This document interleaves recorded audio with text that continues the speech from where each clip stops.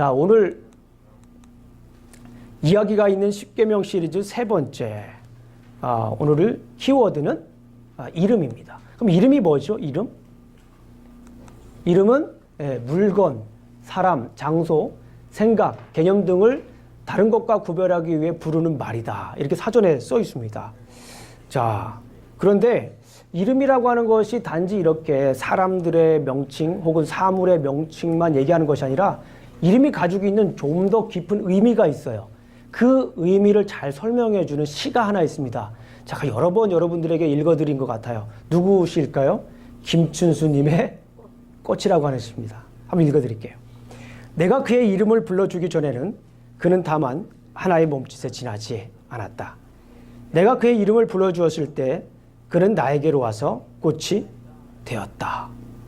내가 그의 이름을 불러준 것처럼 나의 이 빛깔과 향기에 알맞는 누가 나의 이름을 불러다오. 그에게로 가서 나도 그의 꽃이 되고 싶다. 우리들은 모두 무엇이 되고 싶다. 나는 너에게, 너는 나에게. 잊혀지지 않는 하나의 의미가 되고 싶다. 이름의 의미를 너무 잘 설명해 주고 있는 것 같아요. 단순히 그냥 이름이라고 하는 것이 사람의 호칭이나 명칭, 또 사물의 명칭 이런 것이 아니라 여기에서 중요한 것은 뭐냐면 이름을 불러주었다라고 하는 것은 무엇을 의미합니까? 존재의 의미를 얘기하는 거예요. 내가 너의 이름을 불러줬다라고 하는 것은 하나의 몸짓이 아니라 나에게로 와서 꽃이 되었다. 의미 있는 것이 되었다라고 이렇게 존재에 대한 의미가 바뀌었다라고 좀 어렵기는 하지만 이름을 불러주는 것과 이름을 불러주지 않는 것은 큰 차이가 있다라고 하는 것을 아주 잘 설명해 주는 그런 시입니다. 더군다나 성경은요, 이름이 굉장히 중요합니다. 지명도 굉장히 중요합니다. 그래서 제가 사무엘서나 룻기를 강의할 때 이름 가지고 제가 설명을 하고 이름 가지고 강의를 했던 그런 때가 있습니다. 한번 여러분들 유튜브에 보시면 그 이름 가지고 지명 가지고 제가 성경을 풀었던 그런 내용들이 굉장히 많습니다. 왜냐하면 이스라엘 백성들은 무슨 족속이에요? 셈 족속이에요. 셈 족속. 셈, 함, 야벳. 그죠? 셈 족속입니다. 그런데 셈이라고 하는 것은 히브리어로 이름이에요. 그러니까 이스라엘 백성들이 이름 족속인 거나 다름없는 거예요. 그러니까 이스라엘 백성들의 이름에는 그 사람의 특징, 존재, 본질 이런 것들이 잘 담겨져 있어요. 이름이라고 하는 것이 굉장히 중요합니다. 그래서 우리 성도님들의 이름을 제가 한번 여쭤봤어요. 그랬더니 저에게 카톡을 보내주신 분들을 제가 한번 이름을 소개해 드리도록 하겠습니다. 꽃뿌리 영자, 레는 잘 모르겠습니다. 이영래 집사님이시죠? 네, 그 다음에 알지, 구슬은, 지은 자매입니다. 지혜롭고 아름다운 이름이 되라는 뜻으로 할아버지께서 지어주신 이름입니다. 밝을 휘, 꽃뿌리 영, 휘영자매입니다. 그리고 바른 정, 물가수, 이름들이 다들 뜻이 굉장히 좋아요. 그죠? 그 다음에 성알융, 심을식, 강유주 집사님. 무엇이든지 심으면, 시작하면 잘 된다는 뜻이라고 합니다. 이렇게. 네. 우리 강유주 집사님 그렇게 심으시면 잘 되시나요? 네, 아멘. 네, 그 이름은, 우리 여기 이름을 그냥 지어주신 이름이 아니라 할아버지나 부모님께서 심사숙고해서 지으신 그런 이름입니다. 그 이름대로 살라라고 하는 그런 의미를 가지고 있어요. 우리 어린이들 이름 한번 물어볼까요? 네, 어린이들 함께.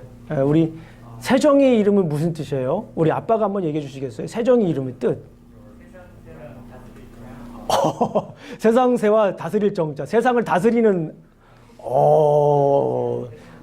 네, 우리 세정이가 세상을 다스릴 수 있도록 주님의 이름으로 세상을 다스릴 수 있도록 간절히 기도합니다. 축원합니다. 예, 박수 한번 치세요, 이럴 텐데. 우리 주와 이름의 이름 뜻이 뭐예요? 혹시 모르시는 건 아니시겠죠?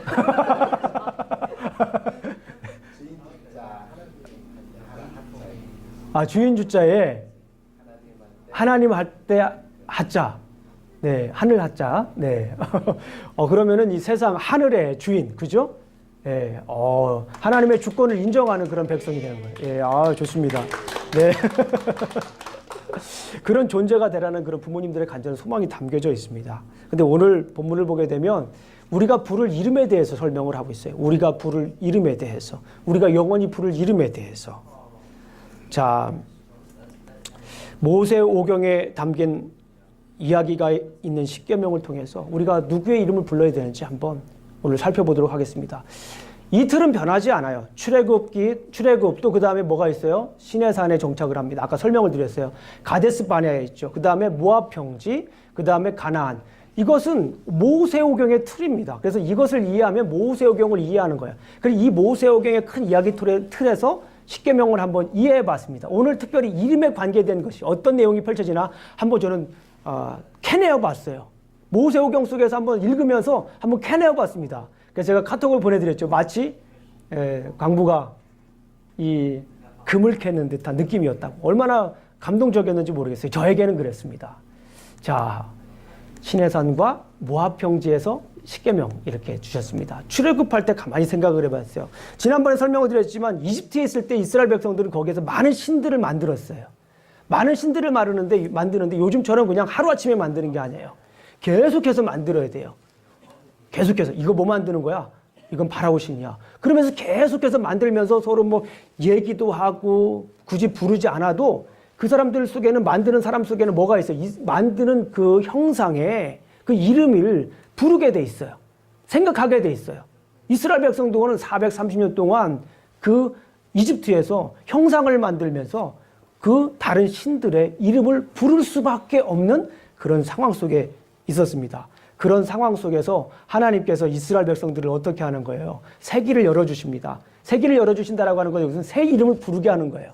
새 길이라고 하는 것은 여기는 뭐예요? 새 이름을 부르게 하는 겁니다. 성경을 보게 되면 하나님의 이름이 나와요. 하나님의 이름이 나오는데 창세기에 보게 되면 창세기 1장에 하나님의 이름이 나옵니다. 그 하나님의 이름이 뭐예요? 엘로힘. 엘로힘이라고 하는 이름이 나와요. 브레시트 바라 엘로힘 이렇게 나오잖아요. 하나님께서 태초에 천지를 창조하셨다. 엘로힘이 나오는 거예요. 근데 그 엘로힘이라고 하는 하나님의 이름은 창조자라고 하는 뜻이에요. 따라해 보겠습니다. 엘로힘. 그 이름의 뜻은 뭐예요? 창조자예요. 창조자라고 하는 이름입니다. 그런데 그 이름이 창세기 2장 4절로 가게 되면 두 번째 창조에 나오는 그 2장에 가게 되면은 어떻게 이름이 바뀌냐면 엘로힘 야훼로 바뀝니다. 그 이름이 엘로힘 야훼. 거기에다 엘로힘이라고 하는 이름에다가 야훼라고 하는 이름이 들어가요. 근데 야훼라고 하는 이름은 무슨 뜻이냐면 구원자라고 하는 뜻이에요. 따라해 보겠습니다. 야훼. 구원자. 그렇죠. 그 엘로힘이라고 하는 것은 우리 영어에 God으로 보여져 있어요. God. 우리가 아니고 미국 영어로 말하면 God. 그리고 야훼는 The Lord로 번역이 되어 있습니다. 그래서 이게 역할이 달라요. 그래서 하나님의 이름은 한 30여 가지 성경에 나와 있는데 가장 대표적인 건 뭐냐면 엘로힘 야훼예요. 창조자 하나님, 구원자 하나님이에요. 그게 창세기 1장과 창세기 2장에서 처음으로 이렇게 쭉 펼쳐주는 하나님의 이름에 대한 이야기입니다. 그런데 출애굽을 할 때 다시 그 이름을 하나님께서 각인시켜줘요. 다시 그 이름을 알려줍니다. 출애굽하기 전에 새 길을 열어주시기 위해서 새 이름을 부르게 합니다. 그래서 우리가 잘 아는 것처럼 출애굽기 3장을 보게 되면 모세가 하나님에게 당신이 누구인지 내가 어떻게 하냐고, 그 사람들이 나에게 물어보면 당신을 뭐라고 얘기하냐고 물어볼 때 하나님께서 얘기합니다. 그것이 뭐냐면 한번 읽어볼까요? 출애굽기 3장 14절. 하나님의 이름을 거기 알려줍니다. 제가 억지로 하나님의 이름을 막 이렇게 껴맞춘 것이 아니라 그 과정 속에 다 하나님의 이름을 이미 보여주셨어요. 3장 14절 말씀을 한번 보겠습니다. 3장 14절 말씀 한번 볼게요.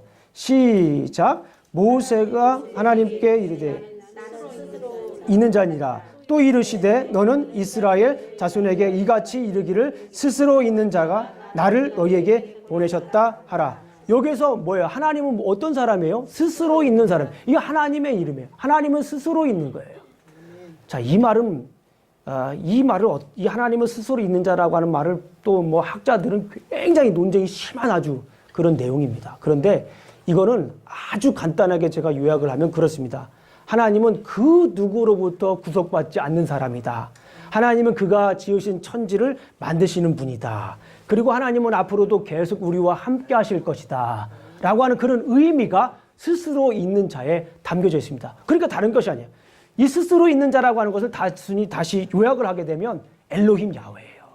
스스로 있는 자라고 하는 그 말은 엘로힘 야훼 뭐예요? 세상을 창조하시고 계속 구원하시는 하나님의 의미가 이 스스로 있는 자에 담겨져 있어요. 그리고 중간중간에 또 어떤 이름이 나오는 줄 아세요? 6장 3절을 한번 보겠습니다. 6장 2절. 6장 2절을 한번 우리가 함께 보도록 하겠습니다. 6장 2절. 계속 모세는 뭐예요? 어찌 나를 보내셨나이까? 계속 모세가 하나님께 못 간다고 얘기하는 거예요. 그러니까 하나님께서 하나님의 이름을 보여줍니다. 이름을 들려줍니다. 6장 2절 말씀을 한번 보겠습니다. 시작. 하나님 모세에게 말씀하여 이르되 나는 여호와. 여기에도 하나님과 여호와라고 하는 그런 이름이 나와 있어요. 그렇죠? 그리고 중요한 사건이 있습니다. 이스라엘 백성들이 홍해를 건널 때 하나님의 이름을 부릅니다. 우리 한번 볼게요. 14장 10절 말씀 보겠습니다. 14장 10절 말씀. 14장 10절 말씀을 우리가 함께 보도록 하겠습니다. 시작. 바로가 가까이 올 때에 이스라엘 자손이 눈을 들어 본즉 애굽 사람들이 자기를 뒤에 이른지라. 이스라엘 자손이 심히 두려워하여 여호와께 부르짖고, 여호와 하나님의 이름을 부르는 거예요. 그죠? 여호와 하나님의 이름을 부릅니다. 그런데 여기에서 끝나는 것이 아니에요. 출애굽한 다음에 이제 하나님께서 굉장히 중요한 이름을 또 알려주십니다. 그 이름이 출애굽기 15장 26절에 나와 있어요. 출애굽기 15장 26절 한번 보겠습니다. 우리가 잘 아시는 것처럼 이제 출애굽을 하게 해가지고 시내산에 머무르는데 2개월이 걸립니다. 2개월이 걸리는 동안에 이 마라 사건, 마라에서 또 그리고 엘림으로 지나가고 또 메추라기를 만나고 또 르비딤 사건이 있고 또 싸우는 사건, 전투 사건이 있고 이런 사건들이 계속 일어나 있는 거예요. 그 중에 하나님의 이름을 보여주십니다. 자, 15장 26절을 우리가 한번 읽어보겠습니다. 시작. 이르시되 너희가 너희 하나님 나 여호와의 말을 들어 순종하고 내가 보기에 의를 행하며 내 계명에 귀를 기울이며 내 모든 규례를 지키면 내가 애굽 사람에게 내린 모든 질병 중 하나라도 너에게 내리시지 아니하리니 나는 너희를 치료하는 여호와입니다. 이게 뭐예요? 여호와 라파예요. 하나님께서 홍해를 건너신 다음에 하나님의 이름을 보여주시는 거예요. 근데 그 이름이 뭐냐면 여호와 라파예요. 여호와 라파는 무슨 뜻이에요? 치료하시는 하나님. 치료하시는 하나님. 마라에 가는데 물이 써요. 그래가지고 모세가 기도했을 때 하나님께서 그 물이 어떻게 됩니까? 달게 해주시는 그 역사. 그러면서 하나님께서 주신 이름이 뭐예요? 여호와 라파. 우리 많이 들어보셨을 거예요.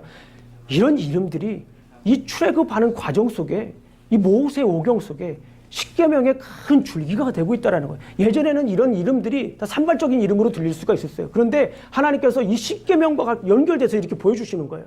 하나님의 이름을 이렇게 보여주시잖아요. 애굽에서 다른 신들을 불렀었는데 이제는 그 이름들을 부르지 말라는 거예요. 나는 여호와 라파다. 뭐예요? 치료하는 하나님의 이름을 부르라고 하는 거예요. 그런 다음에 또 하나님께서 당신의 이름을 알려주십니다. 17장 15절을 보겠습니다. 17장 15절 말씀. 17장 15절 말씀 한번 보겠습니다. 시작. 모세가 제단을 쌓고 그 이름을 여호와 니시라 하고, 여호와 니시라고 하는 이름이 여기 있어요. 따라해 보겠습니다. 여호와 니시. 여호와 니시는 무슨 뜻이에요? 승리의 하나님. 우리가 잘 아시는 것처럼 모세가 손을 들고 서 있으면 어떻게 돼요? 전쟁에서 이깁니다. 모세가 손을 내리면 지게 되는 거예요. 그러니까 아론과 훌이 두 옆에서 들고 있죠. 그래서 거기에 손을 들고 있을 때 누가 싸워서 이깁니까? 장수? 여호수아가 이기는 모습을 볼 수가 있어요. 그러면서 이거는 아주 독특한 전쟁 방법입니다. 세상의 계략이 아니에요. 세상의 전략이 아닙니다. 세상의 무기가 아닙니다. 이거는 하나님의 뭐예요? 방법대로 승리한 놀라운 전투입니다. 그래서 하나님의 이름을 올바로 존재를 인식하고 부르는 사람, 여호와 니시 하는 사람, 승리한다라고 하는 거예요. 여호와 라파 하는 사람 뭐 하는 거예요? 치료함을 받는 거예요. 여호와 니시 하는 사람 뭐 하는 거예요? 승리하는 거예요. 이렇게 하나님을 어떤 존재로 인식하고 부르느냐에 따라서 우리의 삶이 달라진다라고 하는 것을 여기에서 계속 보여주고 있습니다. 자, 이것이 출애굽하는 과정에서 보여준 하나님의 이름입니다. 그래서 새 이름을 부르게 했어요. 하나님께서 새 사람에게 새 이름을 알게 하시고 시내산에서 결혼식을 합니다. 그것이 바로 오늘 본문에 나와 있는 출애굽기 20장이에요. 이 본문이 결혼식하는 장면이, 언약식을 하는 것이 바로 오늘 본문의 내용입니다. 20장 7절을 우리 한번 다시 읽어보겠습니다. 이번에 읽을 때는 하나님의 이름이 뭐로 등장하는지 우리가 한번 기울이면서 한번 읽어보도록 하겠습니다. 20장 7절 말씀을 한번 읽어볼게요. 시작.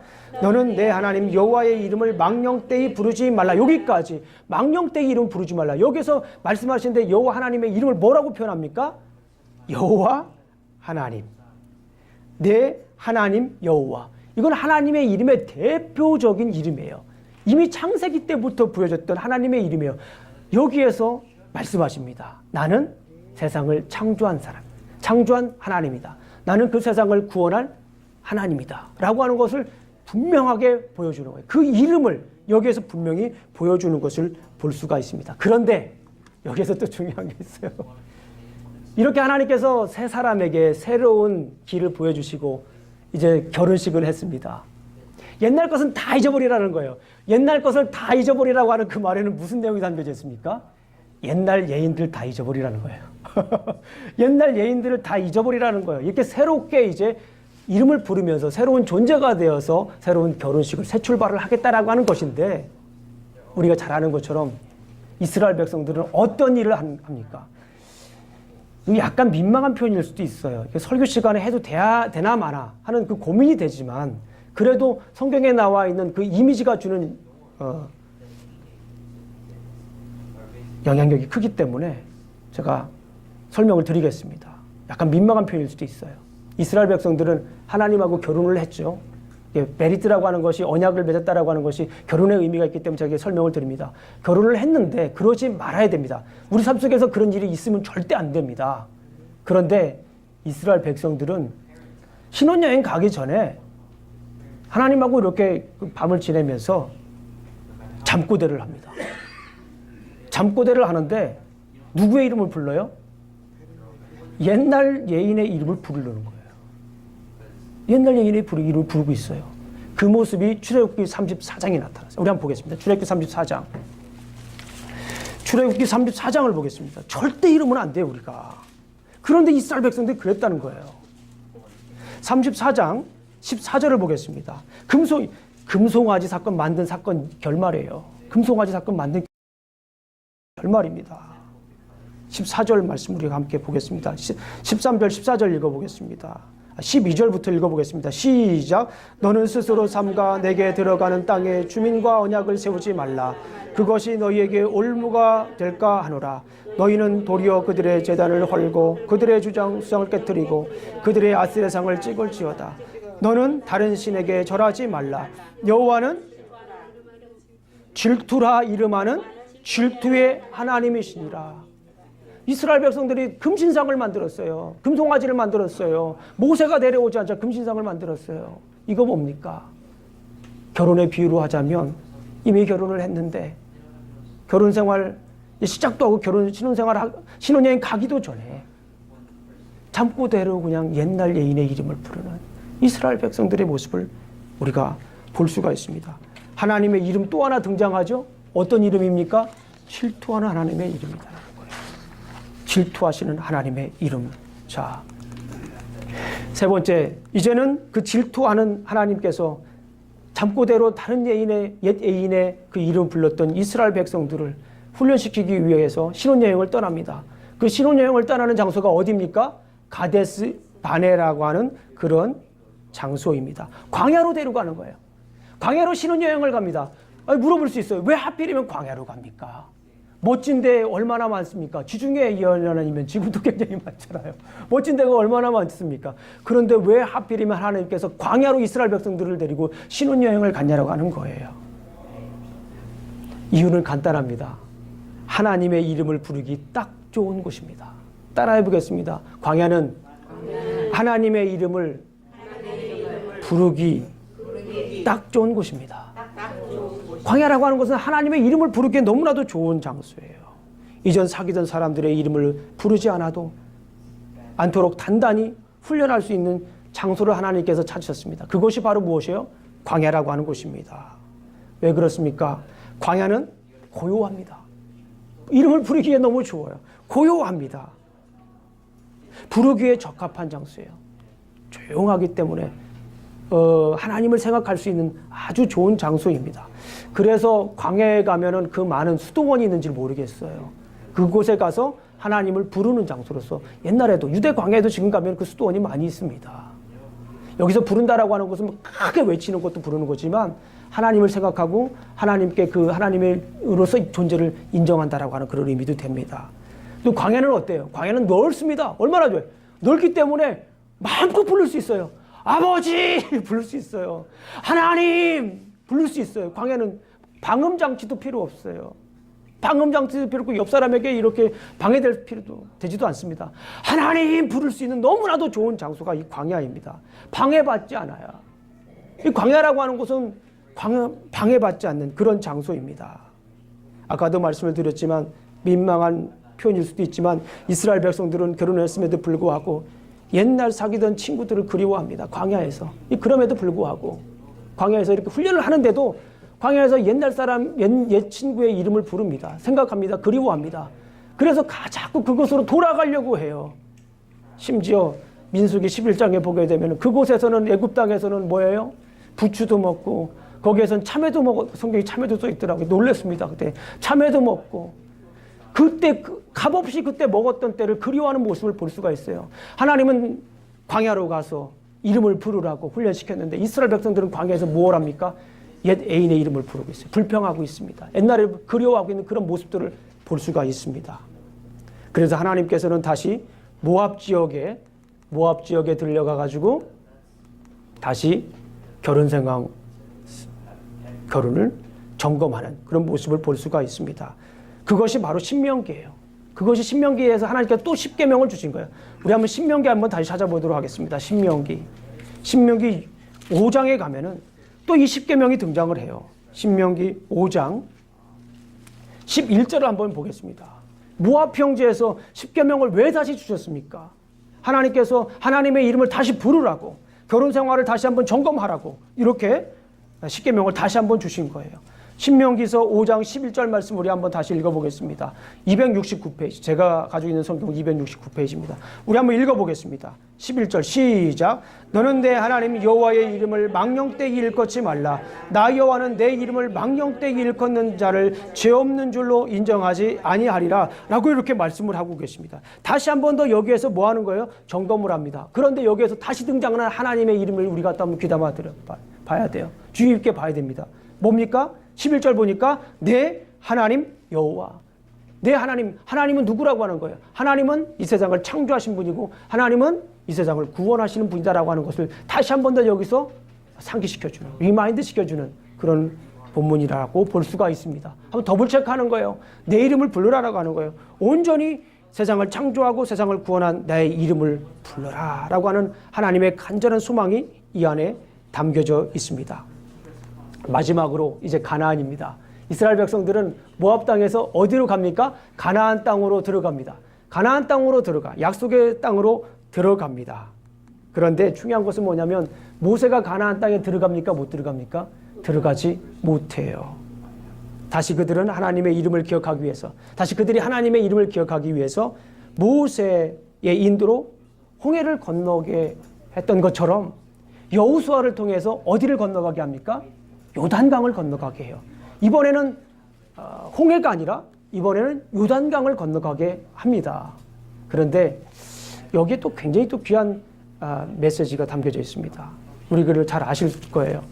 여호수아 5장을 보게 되면 요단강을 건너고 나서 하나님께서 아주 중요한 메시지를 주는 장소가 등장을 합니다.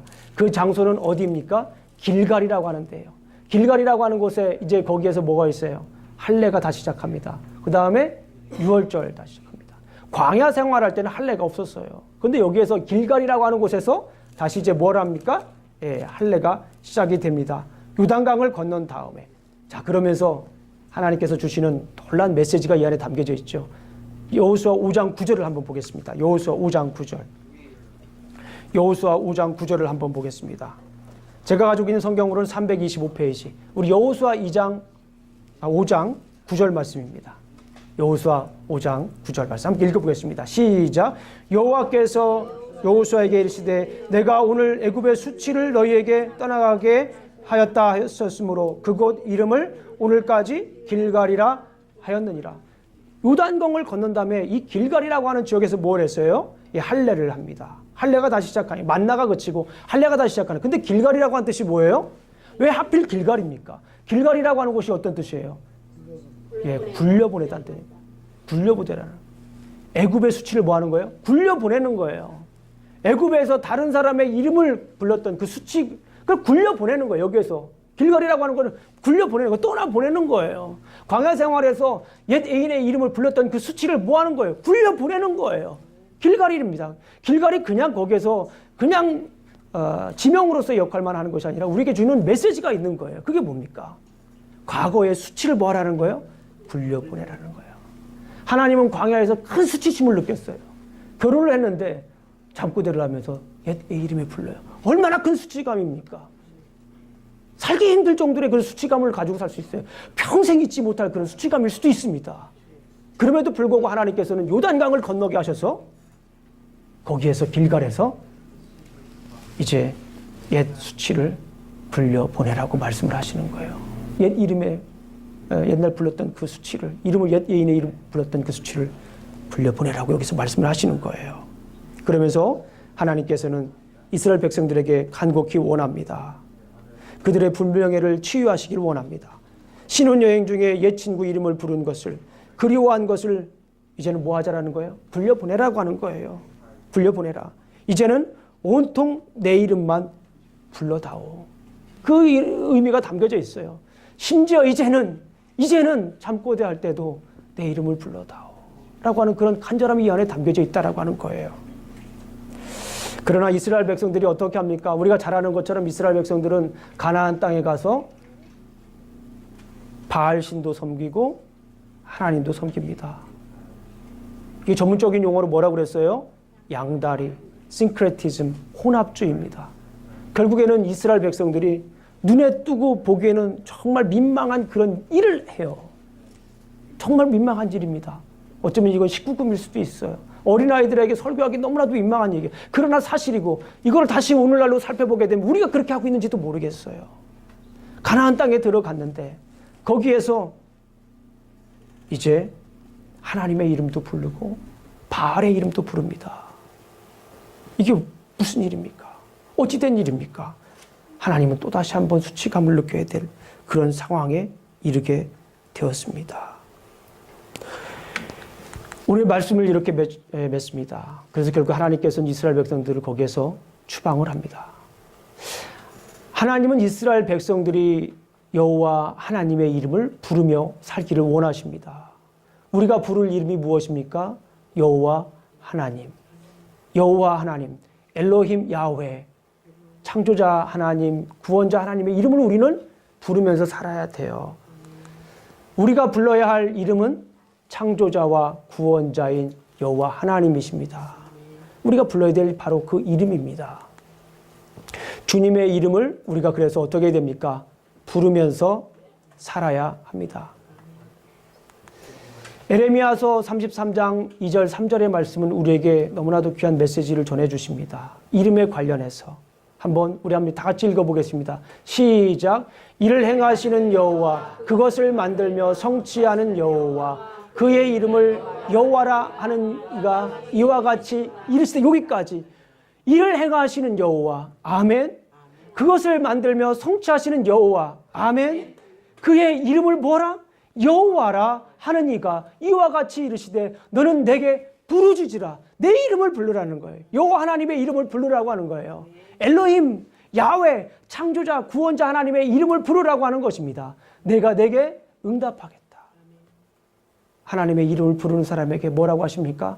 응답하겠다라고 하십니다.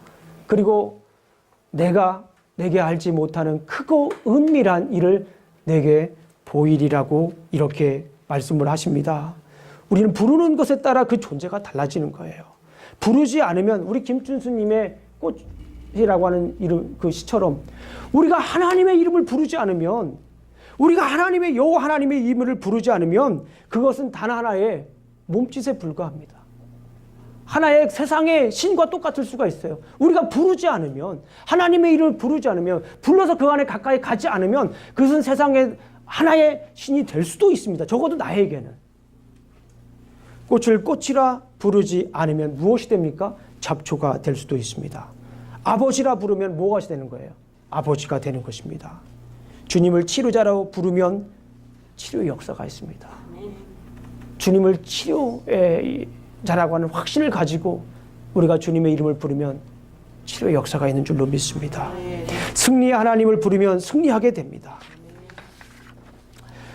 하나님의 이름을 망령되이 일컫지 말라는 것은 하나님의 존재를 제대로 알고 부르라는 것이에요. 오늘 성경 본문에 보시면 망령되이 잊지 말라고 그러잖아요. 하나님의 이름을 제대로 부르라고 하는 거예요. 영어 표현을 보게 되면 misuse라고 되어 있어요. 하나님의 이름을 잘못 사용하지 말라라고 하는 거예요. 하나님은 누구입니까? 창조자예요. 하나님은 구원자이신 것입니다. 하나님의 이름을 잘못 이용하지 말라는 것이에요. 제대로 부르라는 것입니다. 하나님은 우리의 요술방망이도 아니에요. 우리가 원하는 대로 무엇이든지 다 만들어주는 분도 아닙니다. 하나님은 우리가 이용할 수 있는 분이 아니에요. 하나님은 우리의 은행장이 아닙니다. 하나님은 우리의 정치적인 리더도 아닙니다. 하나님은 창조자 하나님이시고 구원자 하나님이십니다. 하나님은 치료하시는 하나님이십니다. 하나님은 승리를 주시는 하나님이십니다. 우리가 부르짖을 때에 응답하시는 하나님이십니다. 슬픈 마음이 있습니까? 주님의 이름을 부르세요. 우리 마음에 슬플 때가 있습니다. 주님의 이름을 부르시길 주님의 이름으로 축원합니다. 주님께서 평안을 주십니다. 슬픔이 닥쳐올 때 전문가를 찾는, 왜 어떤 슬픔이 있는지 모르겠어요. 그래서 전문가를 찾아가는 것도 중요합니다. 지인을 찾아가는 것도 너무나도 중요합니다. 그러나 주님의 이름을 부르십시오. 주님의 이름을 부르면 세상이 주는 평안과 비교할 수 없는 평안을 우리에게 줍니다. 부르짖으라고 말씀하셨잖아요. 주님의 이름을 부르십시오. 주님의 이름을 부르고 나아가면 하나님께서 평안을 주십니다. 어떤 분들은 새벽에 기도하는 부르짖는 모습을 볼 수가 있습니다. 주여! 주여! 기도할 때 하나님께서 뭐 하십니까? 응답하시는 거예요. 어떤 분들은 조용히 묵상합니다. 흐느끼면서 묵상합니다. 눈물 흘리면서 묵상합니다. 그것도 부르짖는 거예요. 그렇게 슬픈 마음이 있을 때 주님께 나아가면 주님께서 뭐 하십니까? 그것도 은밀한 것들을 뭐 하신다고 하셨어요? 보일이라고 말씀을 하셨어요. 중요한 것은 뭐냐면 우리가 부르짖지 않기 때문에 그런 거예요. 우리의 역사가 일어나지 않는 이유가, 우리의 응답이 없는 이유가 뭡니까? 주님 앞에 나가서 부르짖질 않아요. 부르짖질 않습니다. 주님 앞에 나가서 겸손히 나가서 엎드리고 나가 때 주님께서 그 부르짖음에 응답하는 줄로 믿습니다. 아멘. 예수님의 이름을 부르십시오. 간절히 부르세요. 예수님의 이름을 간절히 부르면 주님께서 응답하세요. 아멘. 주님의 때에 주님의 방법으로 응답하시는 줄로 믿습니다. 몸과 마음이 병들어 있습니까? 주님의 이름을 부르십시오. 주님께서 치료해 주십니다. 이 세상을 만드시고 이 세상을 지으신 여호와 하나님의 그 능력을 믿고 주의 이름을 부르십시오. 나아가십시오. 이번 주에 우리 성도님 중에 한 분이 기도를 했어요. 목사님 너무 힘들어요. 너무 몸이 아파요. 목사님 기도해 주세요. 제가 전화기에 붙들고 기도했습니다. 몸이 힘들다고 그러시면 제가 전화기 붙들고 막 기도해요. 그냥 끊지 말라고 그러시고 기도했습니다. 계속 기도했어요. 다음 날 메시지가 왔어요. 목사님 너무 힘들었는데 목사님 기도해 주셔가지고 나았습니다. 김영준 목사가 고친 게 아니라 주의 이름을 붙들고 기도하니까 고쳐주시는 거예요. 아멘. 거기에는 우리가 과학적인 근거도, 거기에는 우리가 이해할 수 없는 부분도 있습니다. 그러나 주님께서 그렇게 말씀하셨잖아요. 이를 행하시는 여호와, 그것을 만들며 성취하시는 여호와, 그의 이름을 여호와라 이라는 이가 이르시되 내게 부르짖으라. 부르짖으면 그것도 은밀한 것들을 내게 보이시리라고 말씀하셨잖아요. 사도행전을 보게 되면 우리가 잘 아는 말씀입니다. 성전에 나면서부터 안진뱅이인 사람이 있었어요. 베드로가 그 문둥병자를 위해 기도합니다. 어떻게 기도합니까? 예수님의 이름을 가지고 기도하는 거예요. 부르짖습니다. 예수님의 이름으로 부르짖어요. 은과 금은 내게 없거니와 내게 있는 것을 너에게 주노니 나사렛 예수 그리스도의 이름으로 일어나 걸어라라고 말씀하잖아요. 예수 그리스도의 이름에는 능력이 있습니다. 어떤 일이 일어났습니까? 뛰었습니다. 그 안진뱅이가 뛰었어요. 그 안진뱅이가 걸었습니다. 근본적인 문제가 해결이 되는 거예요. 예수 그리스도의 이름을 부르면 거기에 능력이 나타납니다. 삶의 근본적인 문제가 해결되는 줄로 믿습니다. 성전에 들어갔어요. 뛰기만 한 것이 아니라 성전에 들어갔습니다. 그의 삶의 영역이 바뀌는 거예요. 성전 안에 들어갈 수가 없었습니다. 율법 때문에 들어갈 수가 없었어요. 그러나 예수 그리스도의 이름을 부르니까 능력이 나타납니다. 삶의 근본적인 문제가 해결될 뿐만 아니라 삶의 영역이 확대가 되는 거예요. 살아가는 삶의 모습들이 달라가시는 겁니다. 그것뿐입니까? 뛰기도 하고 춤추고 하나님을 찬양했습니다. 나면서부터 성전에서 문 앞에서 성전에 들어갈 수 없는 그 안진뱅이가 삶의 이제는 방식이 완전히 바뀌게 되는 거예요. 삶의 방식이 바뀌어서 거기에서 뛰고 사람들과 함께 찬양하는 그 모습을 볼 수가 있습니다. 예수님의 이름을 불렀을 때에 그런 능력이 나타나는 줄로 믿습니다. 아멘. 주님의 이름에 능력이 있습니다. 우리가 부를 때, 우리가 부르짖을 때에 여호와 하나님은 행하십니다. 그의 이름을 우리가 부를 때에 하나님은 그의 일을 성취하는 줄로 믿습니다. 아멘. 우리가 그의 이름을 부를 때, 그의 능력을 믿고 부를 때에 하나님께서는 크고도 은밀한 것으로 우리에게 보이시는 줄로 믿습니다. 슬픈 마음이 있습니까? 몸과 마음이 병들어 있습니까? 주님의 이름을 부르세요. 주님께서 치료하십니다. 주님께서 응답하십니다. 마지막으로 시 한 편 더 낭송하고 마치도록 하겠습니다. 제가 좋아하는 용혜원님의 시입니다. 예수 그 이름. 나에겐 불러도 좋은 이름 하나 있습니다. 가슴에 새기고 영원히 못 잊을 이름 하나 있습니다. 나에게 외쳐도 좋을 이름 하나 있습니다. 그 누구에게 자랑하여도 좋을 멋진 이름 하나 있습니다. 나를 사랑하시고 나를 구원하시고 나를 인도하시는 이 나의 주님 되시는 예수 그 이름입니다. 기도하시겠습니다. 하나님 아버지 감사합니다. 오늘 십계명에 나타난 당신의 놀라운 말씀을 함께 나누었습니다. 그 말씀이 우리 귓가에 울리는 하나의 소리가 되지 않게 해주시고 울림이 되지 않게 해주시고 우리의 삶을 통째로 울리는 영혼의 울림이 될 수 있도록 주님께서 인도하여 주시옵소서. 예수 그 이름에 능력이 있음을 우리가 믿습니다. 그 능력을 믿고 나아갑니다. 예수님 이름으로 기도합니다. 아멘.